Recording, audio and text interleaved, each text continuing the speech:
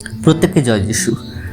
আজকে আমরা যে মূর্তি পূজা সম্পর্কে বাইবেলে কি বলছেন, আমাদের ঈশ্বর তিনি কি বার্তা দিতে চাইছেন সেটা আমরা আজকে দেখব। সেখানে বাইবেলে স্পষ্টভাবে বলা আছে যে মূর্তি পূজা পুরাতন নিয়ম থেকে নতুন নিয়ম পর্যন্ত বলা হয়েছে যে মানুষ যেন কোনো মূর্তি, প্রতিমা বা যে কোনো সৃষ্ট জিনিসকে ঈশ্বরের পরিবর্তে পূজা না করে। এক্ষেত্রে আরেকটি ছোট্ট গল্প দিয়ে আমরা বুঝতে পারি। সেখানে রবি নামে একটি ছেলে ছিল একটি গ্রামে। সে প্রতিদিন সকালে একটি ছোট্ট পাথরের মূর্তির সামনে ফুল দিত, ধূপ জ্বালাতো আর মনে করত ঈশ্বর এভাবেই বোধ হয় খুশি হন। একদিন এক বৃদ্ধ যাত্রী তার গ্রামে এলেন।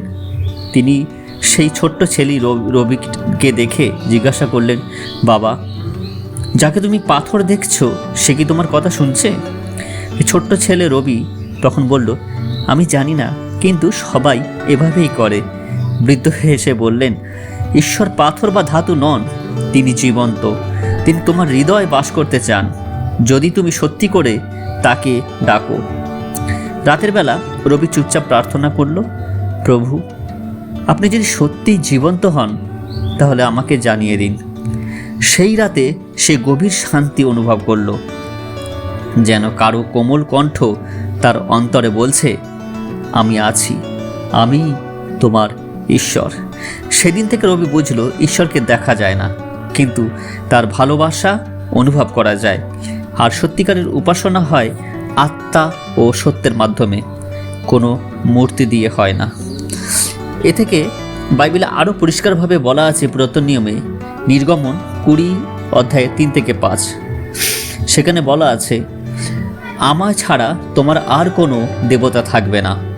তুমি কোনো খোদাই করা মূর্তি, স্বর্গে, পৃথিবীতে বা জলে যা কিছু আছে তার কোনো প্রতিমা বানাবে না। তুমি তাদের সামনে নত হবে না কিংবা তাদের উপাসনা করবে না। লেবী পুস্তক 26:1 সেখানে বলা আছে, তোমরা নিজের জন্য কোনো মূর্তি বানিও না, কোনো খোদাই করা প্রতিমা বা পবিত্র স্তম্ভ স্থাপন করো না, তোমরা তাদের সামনে নত হয়েও না। গীত সংহিতা 115:4-8 বলা আছে, এখানে বলা হয়েছে, মূর্তি হলো মানুষের হাতে তৈরি। তাদের মুখ আছে কিন্তু তারা কথা বলে না, চোখ আছে কিন্তু দেখে না, আর যারা তাদের বানায় ও পূজা করে তারাও তাদের মতোই হয়ে যায়। নতুন নিয়মে প্রেরিতদের কাজ 17:29 বলা আছে, যেহেতু আমরা ঈশ্বরের সন্তান, তাই আমাদের ধারণা করা উচিত নয় যে ঈশ্বরের স্বরূপ সোনা, রূপা বা পাথরের মতো, যা মানুষের শিল্পকর্মে তৈরি। প্রথম করন্থীয় 10:14 বলা আছে, অতএব প্রিয় বন্ধুরা, তোমরা মূর্তি পূজা থেকে পালিয়ে থাকো। প্রথম যোহন 5:21 বলা আছে, হে শিশুদের, তোমরা মূর্তিদের থেকে দূরে থাকো। অতএব এর থেকে মূল শিক্ষা আমরা নিতে পারি, ঈশ্বর অদৃশ্য ও আত্মা, তাকে মূর্তি দিয়ে প্রকাশ করা যায় না। মূর্তি পূজা ঈশ্বরকে অসম্মান করে, কারণ এতে মানুষ সৃষ্টির জিনিসকে সৃষ্টিকর্তার উপরে তুলে ধরে। বাইবেলের মতে সত্য উপাসনা হলো আত্মা ও সত্যের মধ্যে। যোহলিখিত সুসমাচার 4:24 বলা আছে।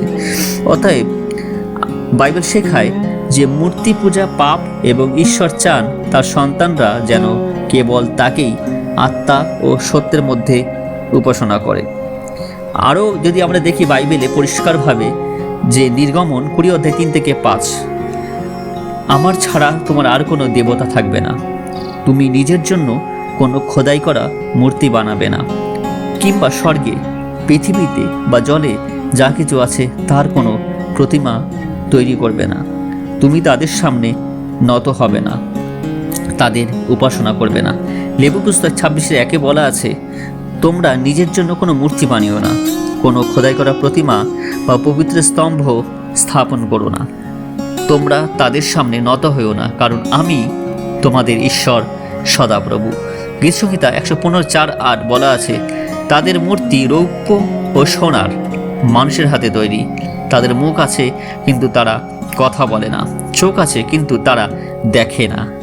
যারা তাদের বানায় ও যারা তাদের উপর ভরসা করে তারা তাদের মতোই হয়ে যায়। প্রেরিতদের কাজ 17 অধ্যায় 29 বলা আছে, আমরা যেহেতু ঈশ্বরের সন্তান, আমাদের ধারণা করা উচিত নয় যে ঈশ্বরের স্বরূপ সোনা, রূপা বা পাথরের মতো, যা মানুষের শিল্পকর্মে তৈরি। প্রথম করিন্থীয় 10:14 বলা আছে, অতএব প্রিয় বন্ধুরা, তোমরা মূর্তি পূজা থেকে পালিয়ে থেকো।